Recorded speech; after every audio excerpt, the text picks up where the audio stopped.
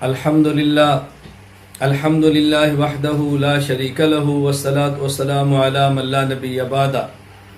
حضرت عمر بن خطاب، حضرت عمر فاروق امیر المومنین، رسول اللہ صلی اللہ علیہ وسلم کے سسر، آپ کے فضائل اور مناقب بہت زیادہ ہیں، آپ کی عظمت بہت زیادہ ہے، اسلام میں آپ کا بہت بڑا مقام اور مرتبہ ہے۔ حضرت عمر رضی اللہ تعالیٰ عنہ کا بہت بڑا مقام اور بہت بڑا مرتبہ ہے۔ حضرت عمر بن خطاب رضی اللہ تعالیٰ عنہ وہ شخص ہیں کہ جن کے بارے میں رسول اکرم صلی اللہ علیہ وسلم نے ارشاد فرمایا۔ یہ حدیث مبارک صحیح بخاری باب مناقب عمر بن خطاب کے اندر موجود ہے۔ حضرت ابو ہریرہ فرماتے ہیں کہ رسول اکرم صلی اللہ علیہ وسلم فرمایا، لقد كان فيما كان قبلكم من الامم ناس محدثون فإن يك في امتي احد فإنه عمر۔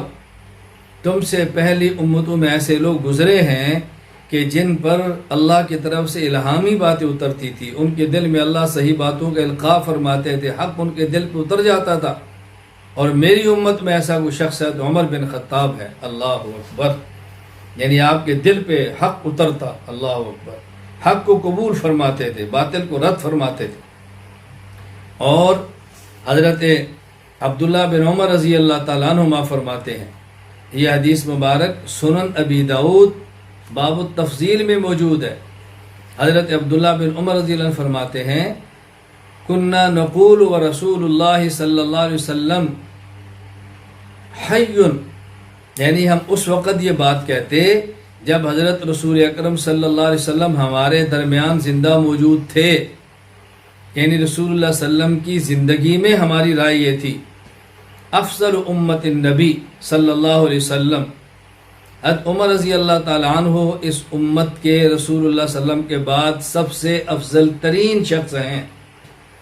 بعد ہم یہ کہا کرتے تھے افضل امت النبی صلی اللہ علیہ وسلم ابو بکر، حضور اکرم صلی اللہ علیہ وسلم کے بعد اس امت کے افضل ترین شخص ابو بکر ہیں، ثم عمر ثم عثمان، پھر حضرت عمر پھر حضرت عثمان رضی اللہ تعالیٰ عنہ۔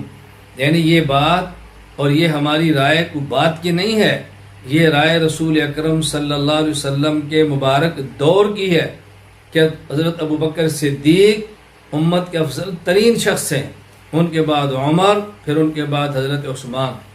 اور حضور اکرم صلی اللہ علیہ وسلم کا واضح ارشاد ہے، نبی کریم صلی اللہ علیہ وسلم نے حضرت عمر رضی اللہ تعالیٰ کے بارے میں عجیب بات ارشاد فرمائی، فرمایا ان اللہ جعل الحق علی لسان عمر وقلبہ، عمر کی زبان، عمر کے دل پر اللہ نے حق کو جاری فرما دیا۔ اس کا مطلب اور ترجمہ اور مفہوم میں عرض کیا کرتا ہوں کہ حضرت عمر سوچتے بھی سچ ہیں، عمر بولتے بھی سچ ہیں، عمر سوچتے بھی سچ ہیں، عمر بولتے بھی سچ ہیں، عمر سوچتے بھی حق ہیں، عمر بولتے بھی حق ہیں۔ نہ عمر کا دل غلط بات کی طرف جاتا ہے، نہ عمر کی زبان غلط بات کی طرف جاتی ہے۔ عمر نے جو بولا وہ بھی سچ بولا، جو عمر نے سوچا وہ بھی سچ بولا۔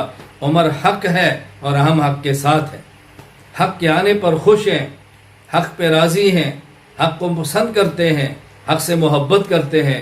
اے اللہ ہمیں حضرت عمر رضی اللہ تعالیٰ کے محبین میں شامل فرما۔ وآخر دعوانا ان الحمد للہ رب العالمین۔